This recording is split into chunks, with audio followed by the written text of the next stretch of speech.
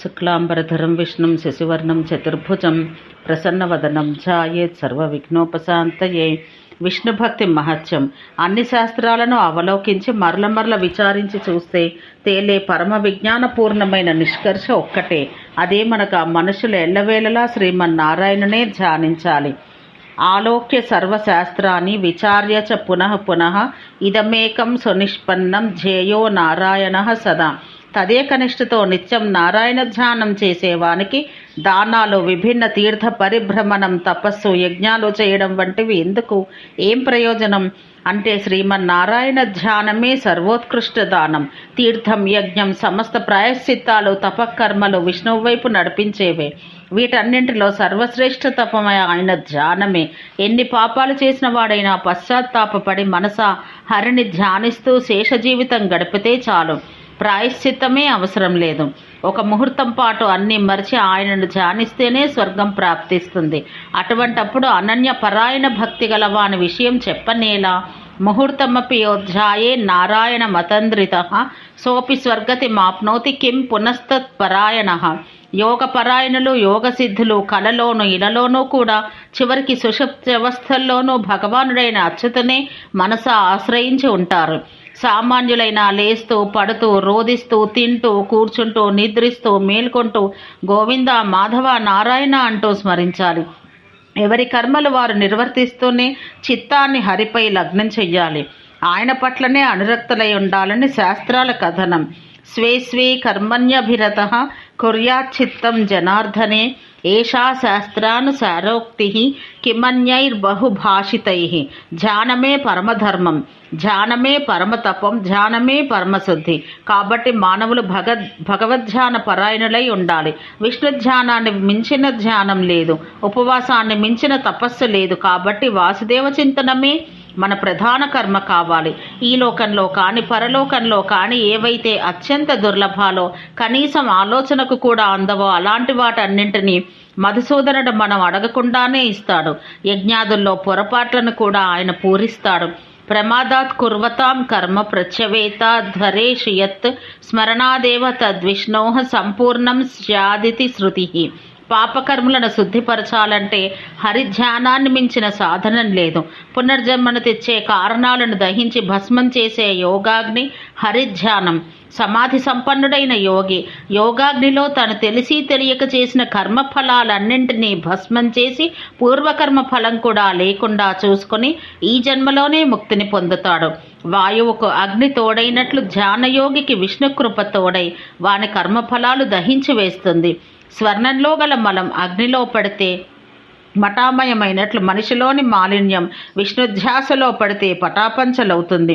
మంచి కోసం ఎదురు చూడకుండా హరివైపు మళ్ళీపోవాలి. హరిధ్యానం చేసే రోజే మంచి రోజు. తిథే మంచి తిథి, తారే సంపత్తార. ఎవని హృదయంలో అయితే గోవిందుడుంటాడో వానికి కలియుగం కూడా సత్యయుగమైపోతుంది.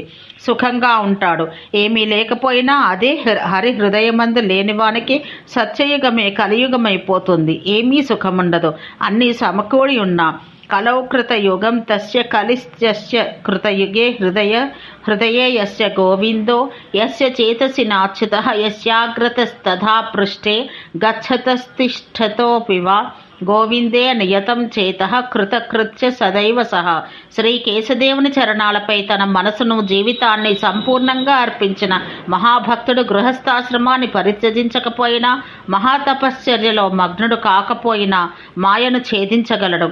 శ్రీ మహావిష్ణువు ఎవని హృదయంలో కొలువై ఉంటాడో అతడు క్రోధులను క్షమతోనూ, మూర్ఖులను దయతోనూ మార్చగలడు. ధర్మాత్ములపై ప్రసన్నతను కురిపించగలడు. క్షమాంకుర్వంతి క్రుద్ధేషు దయా మూర్ఖేషు మానవాః ముదంచ ధర్మశీలేషు గోవిందే హృదయస్థితి. స్నానదానాది సత్కర్మలు చేస్తున్నప్పుడు, దుష్కర్మలకి ప్రాయశ్చిత్తాన్ని చేసుకుంటున్నప్పుడు శ్రీహరిని ధ్యానిస్తూ చేస్తే అవి మరింత గొప్ప ఫలాన్నిస్తాయి. నీలకమల సమాన కాంతి కలవాడు, సుందర శ్యామవర్ణుడు అయిన శ్రీ మహావిష్ణువు ప్రకాశించే హృదయం కలవాడు. సర్వ విజయుడవుతాడు. పరాభవ ప్రసక్తే లేదు. లాభస్తేషాం జయస్తేషాం కుతస్తేషాం పరాభవ ఏషాం ఇందివీరస్యామో హృదయోస్థో జనార్దన.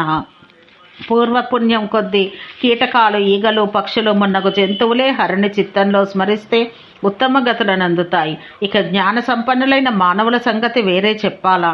కీటపక్షి గణానాంచ హరౌ సంన్యస్త చేతసాం ఊర్ధ్వాహేవ గతిశ్చాస్తి కిం పునర్జ్ఞానినాం నృణాం. భగవంతుడైన వాసుదేవుడైన మహావృక్షం యొక్క నీడలో నివసించగలిగిన వారికి ఎముకలు కొరికి చలిగాలి కానీ, గుండెను మండించే వేడి కానీ ఉండవు. ఈ నీడయే మనను నరకం నుంచి రక్షిస్తుంది. వాసుదేవ తరుఛాయా నాతి సీతాతితాపద నరకద్వార శమనీ సా కిమర్థంచ న సేవ్యతే. మిత్రులారా, మధుసూదన భగవాన్ని తన మనసులో నివసింపచేసుకోగలిగిన వారిని, అహర్నిశలు ఆయన్ని ధ్యానించే వారిని మహాక్రోధి దూర్వాసుని శాపం కూడా నశింపచేయలేదు. ఇంద్రుని శాసనమైనా వారిని బాధింప సమర్థం కాదు. నచ దూర్వాస సహ శాపో రాజ్యం చాపి సచీపతే హంతుం సమర్థం హి సఖే హృత్ కృతే. మధుసూదనే, ఎవరితోనో మాట్లాడుతూ ఆపుతూ ఇచ్ఛానుసారం అన్యకార్యాలు చేస్తూ కూడా మనసులో నిరంతరం భగవద్విషేక చింతనం చేయగలిగితే ధారణ అనే మహాసిద్ధి కైవసమైనట్లే. ఈ ధారణే అనగా ధ్యేయంపై చిత్త స్థిరతయే విష్ణులోక ప్రాప్తిదం. వదతస్తిష్టతోన్యద్వా స్వేచ్ఛయా కర్మ కుర్వతః నాపయాతి యదా చింత సిద్ధాం మన్యేత ధారణాం. సూర్యమండల మధ్యంలో స్థిర ప్రకాశంతో వెలుగొందువాడు, కమలాసనంపై కొలువు తీరేవాడు, కేయూర మకరాకృత కుండలుడు, దివ్యహారయుక్తుడు, మనోహారి అయిన స్వర్ణసుందర కాంతితో విరాజిల్లు శరీర శోభాయుక్తుడు, శంఖచక్రధరుడు అగు విష్ణు భగవానుని అన్ని ప్రాణులు ధ్యానించాలి. ధ్యేయస్ సదా సవిత్ర మండల మధ్యవర్తి నారాయణ సరసిజాసన సన్నివిష్ట కేయూరవాన్ మకరకుండలవాన్ కిరీటీ హారీ హిరణ్మయ వపుర్ధృత శంఖచక్ర. భగవద్ధ్యానాన్ని మించిన పవిత్ర కార్యం ఈ విశ్వంలోనే లేదు. విష్ణుధ్యానపరుడు చండాలుడు భక్తితో పెట్టిన అన్నాన్ని తిన్నా అపవిత్రుడు కానేరడు. ఎందుకంటే విష్ణు భక్తుడే స్వయంగా భగవన్మయుడు.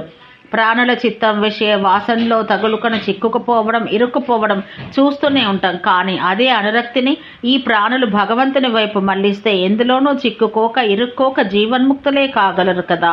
సదాచిత్తం సమాసక్తం జంతోర్విషయ గోచరే యది నారాయణే ప్యేయం కోనముచ్యతే బంధనాత్.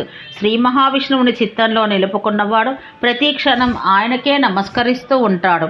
అది మనసుతో కాబట్టి అతడు పాప సముద్రాన్ని ఎప్పుడో దాటిపోయి ఉంటాడు. గోవిందుని గురించి తెలిపే జ్ఞానమే జ్ఞానం, కేశవ లీలలు తెలిపే కథలే కథలు, ఆ ప్రభువు నిమిత్తం చేయబడే కర్మయే కర్మ, హరిస్తుతిని చేయి జిహ్వయే జిహ్వ, విష్ణు సమర్పితమైన చిత్తమే చిత్తం, కమలాక్ష నర్చించు కరమలే కరములు. ఈ భాగవతం కన్నా ముందే గరుడ పురాణంలో ఇలా చెప్పబడింది. తజ్ఞానం యత్ర గోవిందః సా కథా యత్ర కేశవః తత్కర్మ యత్తదర్థాయ కిమనైర్బహు భాషితైః సా జిహ్వాయా హరిం స్తౌతి తచ్చిత్తం యత్తదర్పితం తావేవ కేవలౌ శ్లాఘ్యౌ యౌ తత్ పూజా కరౌ కరౌ. మస్తకమున్నందుకు ఫలమేమి?